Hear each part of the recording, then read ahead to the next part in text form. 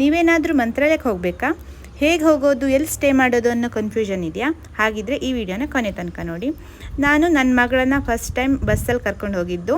ನಾವು ಬೆಂಗಳೂರಿಂದ ಮಂತ್ರಾಲಯಕ್ಕೆ ಬಸ್ಸಲ್ಲಿ ಹೋದ್ವಿ. ಅವಳು ಹೇಗೆ ರಿಯಾಕ್ಟ್ ಮಾಡ್ತಾಳೋ ಏನೋ ಅನ್ನೋ ಸ್ವಲ್ಪ ಭಯ ಇತ್ತು. ಬಟ್ ಅವಳು ತುಂಬಾ ಎಂಜಾಯ್ ಮಾಡ್ಕೊಂಡು ಹೋದ್ಲು. ನಾನು ಎಕ್ಸ್ಪೆಕ್ಟು ಮಾಡಿರಲಿಲ್ಲ ಅವಳು ಇಷ್ಟು ಎಂಜಾಯ್ ಮಾಡ್ಕೊಂಡು ಹೋಗ್ತಾಳೆ ಅಂತ.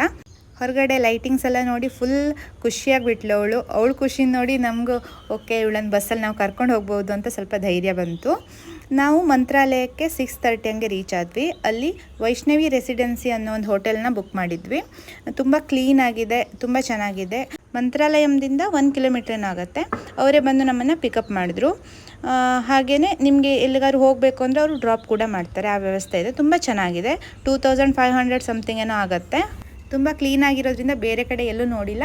ವೈಷ್ಣವಿ ರೆಸಿಡೆನ್ಸಿನೇ ಓಕೆ ಅಂತ ಬುಕ್ ಮಾಡ್ಕೊಂಡು ಹೋದ್ವಿ. ನಾವು ಫ್ರೆಶ್ ಅಪ್ ಆಗಿ 8 ಗಂಟೆ ಅಷ್ಟೊತ್ತಿಗೆ ಮಂತ್ರಾಲಯಕ್ಕೆ ಹೋದ್ವಿ. ನಾವು ಹೋಗಿದ್ದು ಗುರುವಾರ, ಸೊ ಫುಲ್ ರಶ್ ಇತ್ತು. 1 ಅವರ್ ವೆಯ್ಟ್ ಮಾಡಿದ್ವಿ. ತುಂಬ ಬಿಸಿಲು ಬೇರೆ. ನನ್ನ ಮಗಳು ಅಳೋಕ್ಕೆ ಸ್ಟಾರ್ಟ್ ಮಾಡಿದ್ಲು. ಆಮೇಲೆ ಅಲ್ಲೇ ಒಬ್ರು ಹೇಳಿದ್ರು, ಇಲ್ಲಿ ಸರ್ವದರ್ಶನಂ ಅಂತ ಒಂದು ಕೌಂಟ್ರ್ ಇದೆ, ಅಲ್ಲಿ ಹೋಗಿ ಅಲ್ಲಿ ಗರ್ಭಿಣಿಯರು ಆಮೇಲೆ ವಯಸ್ಸಾದವ್ರಿಗೆ ಮಕ್ಕಳಿರೋರಿಗೆಲ್ಲ ಬೇಗ ದರ್ಶನಕ್ಕೆ ಬಿಡ್ತಾರೆ ಅಂತ. ನಂತರ ನಾವು ಸರ್ವದರ್ಶನ ಕೌಂಟ್ರಿಗೆ ಹೋಗಿ ವಿಚಾರಿಸಿದ್ವಿ.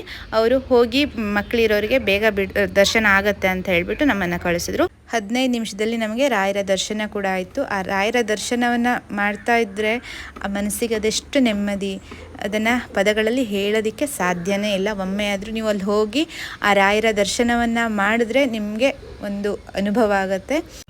ರಾಯರಿದ್ದಾರೆ ಅಂತ ನಂಬುವವರು ಒಮ್ಮೆ ಆದರೂ ಮಂತ್ರಾಲಯಕ್ಕೆ ಹೋಗಿ ಆ ರಾಯರ ಕೃಪೆಗೆ ಪಾತ್ರರಾಗಿ. ಏನಾದರೂ ಡೌಟ್ ಇದ್ದರೆ ಕಮೆಂಟ್ ಬಾಕ್ಸಲ್ಲಿ ಕಮೆಂಟ್ ಮಾಡಿ. Thank you.